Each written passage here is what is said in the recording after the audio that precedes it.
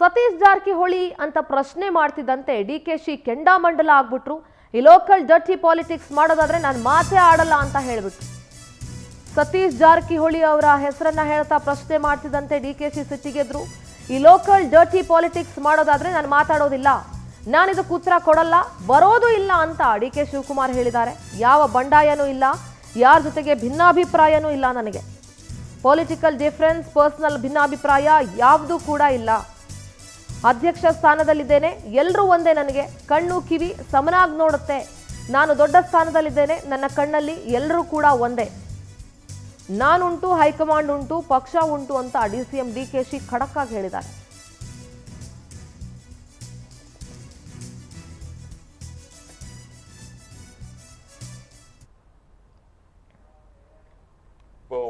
Student leader ಆಗಿದ್ದಾಗ ನನ್ನ ಗುರುಸಿ ticket ಕೊಟ್ಟಿದ್ದಾರೆ ನಮ್ಮ ಪಕ್ಷ.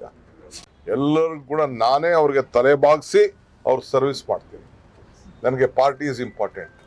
ನಾನು ಕೊಟ್ಟಿರೋಂಥ ಜವಾಬ್ದಾರಿನ ಪ್ರಾಮಾಣಿಕವಾಗಿ ಮೊದಲಿಂದ ಎಂತೆಂಥ ಸಂದರ್ಭದಲ್ಲಿ ತ್ಯಾಗಗಳನ್ನ ಮಾಡ್ಕೊಂಡು ಬಂದಿದ್ದೀನಿ. ನಾನು ಕೊಲ್ಯೂಷನ್ ಗೌರ್ಮೆಂಟ್ ಧರ್ಮಸಿಂಗ್ ಕಾಲದಲ್ಲೂ ದಮ್ ತಡ್ಕೊಂಡು ತ್ಯಾಗ ಮಾಡ್ಕೊಂಡು ಬಂದಿದ್ದೀನಿ.